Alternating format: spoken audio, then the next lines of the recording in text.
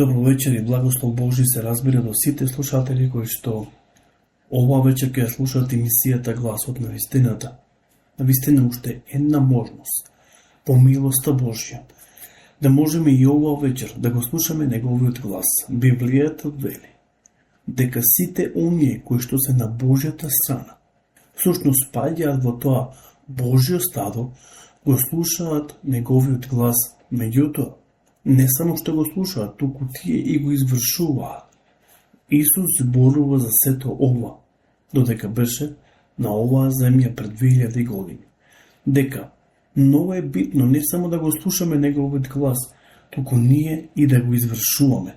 Тогаш ќе приличиме на луѓе кои сме благоразумни, кои сме изграделе куќа, се разбира, на камен. Почитувани слушатели, вие слушате емисијата Гласот на вистината, која што се емитува еднаш неделно. За цел има да ви го промовира Словото Господово, да ве извести за многу важна порака. Порака која што на вистина ќе го подобри вашиот духовен живот, а од друга страна, преку оваа емисија, вие ќе имате можност подобро да го запознаете, се разбира, вашиот Татко Небесен. Целта на оваа емисија е да ве запознаеме со Божите основни вистини, да знаете за вистината, за вистините кои што ни се запишани во Словото Господово. Затоа напоменувам секоја емисија, почитувани слушатели, да се чита Библијата. Многу е битно и многу важно да се чита Библијата. Не само ние да се декларираме дека сме христијани, дека ние веруваме во живиот Бог. Внимавајте, апостолот Јаков вери и ѓаволот верува дека постои Бог, меѓутоа трепери.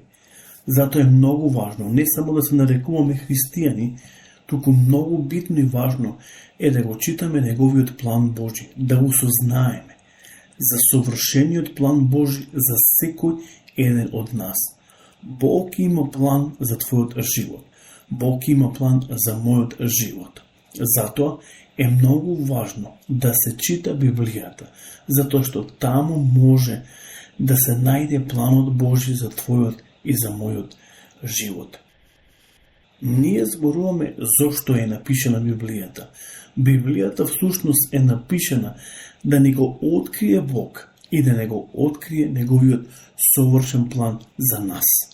Бог сака преку Исуса Христа, нашиот Господ и Спасител, да не врати во таа првобитна состојба и да не ги врати сите драгоцени прилики и можности кои што ги изгуби нашиот татко, се разбира, Аврам во Едемската градина. Почитувани слушатели, навистина мене ми е мило и драго што можеме да се дружиме и не само меѓу нас, туку многу е важно што Божјото присуство е меѓу нас. Ние зборуваме за Спасителот, ние зборуваме за Христос, за Синот Божи. Во Евангелието на Матеј, 18 глава, 20 стих, ни е запишано, каде се двајца и тројца собрани во Негово име, дека Тој се разбира е тука. И ја длабоко верувам дека Господ е меѓу нас во сите овие емитувани емисии.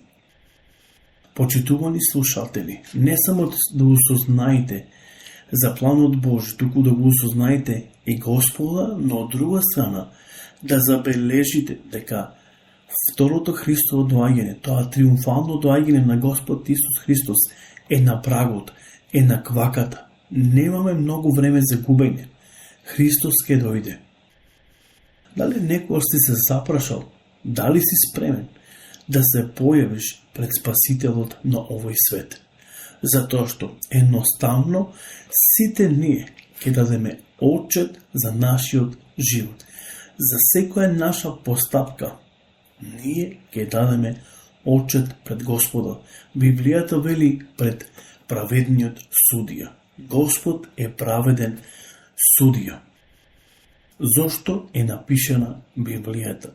Зборуваме дека таа е огледало на нашиот живот. Дека секој еден од нас може да се види, се разбира преку Светото Писмо, да го види своето собствено лице, да види како тој изгледа, да го види својот карактер, да ја осознае својата грешност, да види дека навистина Господ се разбира му треба. Човекот е безпомошен, тој нема таков капацитет, нема таква можност едноставно да човекот си обезбеди сам пат на спасение и се врати во првобитната состојба и го има животот вечен. Почитувани слушатели, кога зборуваме за животот вечен, всушност за таа смисла на живот вечен, ние можеме да ја добијаме само преку Исуса Христа, нашиот Господ и Спасител. Се друго, ништо не можеме да направиме. Ние сме спасени и се оно што го добиваме од Бога, го добиваме по милоста Божја, не по наша заслуга. Апостол Павле вели до Ефесјаните, туку по благодата на нашиот Господ и Спасител. Ке прочитаме од Евреите, 4 глава, 12 и 13. И еве што ни вели Словото Господово. Зашто Словото Божјо е живо и действува, и е поостро од секаков меч со две острици, и навлегува до разделување на душата и духот, до зглобовите и мозокот, и ги проценува мислите и намерите на срцето.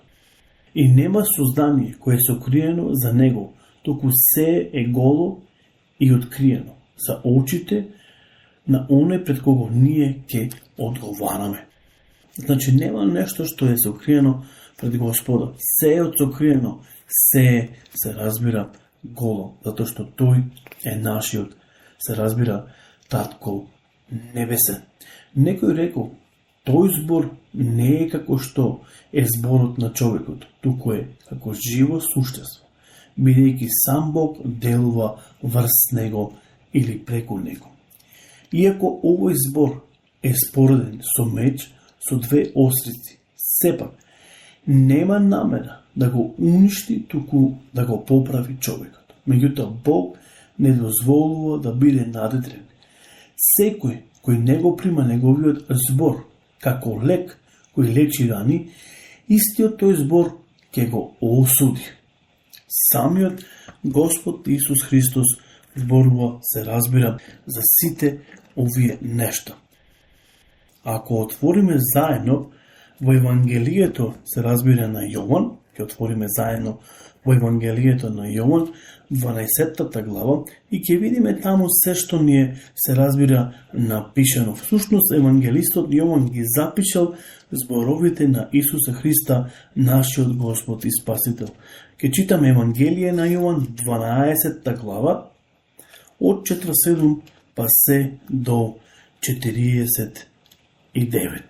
Од 47, како што реков, па се до 49 се разбира. Иако некој ги чуе зборовите мои и не поверува, јас нема да го осудам, зашто не дојдов да му судам на светот, туку светот да го спасам. Кој се откажува од мене и не ги прима зборовите мои, има кој да суди. Словото што ви го кажав, тоа ќе суди во последниот ден, зашто јас сам од себе си не зборувам, но таткото кој ме прати. Тој ми даде заповед што да ви кажам и што да зборувам. Гледате, значи, Словото Господово, Библијата е таа која што ќе не суди. Понатаму, еве што ни вели Словото Господово. Слушност, на некои места во Библијата се спомнува дека зборот Божи е жив. Доколку видиме дека тој збор се споредува со меч и со живо суштество. Еве сега уште една споредба која говори за него или за неговата мојк по прашање, се разбира, на зборот Божи. Еве што вели Господ. Зарем не е мојот збор како огон, вели Господ, и не ли е како чекан што крши карпи, реков минатиот пат дека тоа ни е запишано во книгата на пророкот Еремија, 23 глава, 29 се разбира стих. Божиот збор е мојкен И тоа го забележиле многу луѓе, кои го извртувале и го употребувале за свој, се разбира, собствени цели. Меѓутоа, воопшто не е мудро овој збор да се злоупотребува, бидејќи оној кој што ќе го изврти со истиот збор, се разбира, ќе биде казнет. Или што рекол големиот реформатор, се разбира, зборуваме за Мартин Лутер. И еве што напишал. Библијата е писмо кое Бог го напишал за мене, според од кој треба да се управувам и според кој Бог ќе ми суди. Библијата е напишана и затоа за да не дојдеме пред Божиот суд неподготвени. Еве зашто е напишана Библијата, за да можеме да бидеме подготвени, а не неподготвени. Бог сака да ги спаси, се разбира, сите луѓе. Во првото послание до Тимотеј, апостолот Павле му напишал дека Бог сака сите луѓе да се спасат и да ја спознаат, се разбира, вистината. Потоа вели дека Бог сака да ги спаси сите луѓе од вечната смрт и од пеколот, бидејќи Бог ги љуби. Зарем не ви сведочи за ова самата Христова смрт на крстот? Тој те љуби тебе. Токму додека ја читаш или додека ја слушаш ова, се разбира, емисијата гласот на вистината. Ќе прочитам уште еден стих по прашање дека Бог не љуби. Тоа е златниот стих кој што ни е запишан во Евангелието на Јован, 3 глава, 16 стих, зашто Бог толку го возлюби светот, тоа го даде својот единороден син, да секој што верува во него не да погине, но да има живот вечен. Така да, почитувани слушатели, ја сакам да ве оставам на вистина со оваа мисла дека Бог толку многу ве љуби, дека Бог толку многу ве сака и дека тој сака да завршиме кај него. Во неговото вечно живеалиште, Исус им даде ветување на своите ученици дека оди да приготви место и дека повторно ќе дојде да не земе и да бидеме онамо каде што е тој. Бог не сака ни еден да загине. Може би многу често пати размислуваме зошто се си стои како што е создаден светот. Зошто Бог толку многу трпи. Кога ќе го читаме писмото на Петар, ќе ни открие Словото Господово зошто Бог толку многу трпи. Затоа што тој сака сите луѓе да се обрнат кон покаяние и да не завршат во пеколот, а нивните имена, се разбира, да бидат запишани во книгата на животот. Почитувани слушатели, имајте убава и благословена вечер. Или се разбира, Господ нека биде со вас, Господ нека ве благослови. Размислувајте додека ја слушате емисијата Гласот на вистината и многу е важно да донесете одлука во вашиот живот. Може би размислувате дека има време, но јас можам преку оваа емисија да ви кажам дека немате толкаво време, не располагате со толкаво време, затоа што крај накрај Бог е тој кој располага со времето и просторот, затоа што Бог е тој кој е креатор на времето и просторот, но не заборавајте дека тој е креатор и на нашиот живот. Сега е можноста, искористете ја можноста, згребнете ја, затоа што ова е единствената опција која Бог ја нуди точно преку Исус Христос. Затоа да не биде доцна, уште оваа вечер размислите и донесете одлука за вашиот живот. Господ нека биде со вас, имајте убава и се разбира благословена вечер и се слушаме до наредната емисијата Гласот на вистината. Пријатно.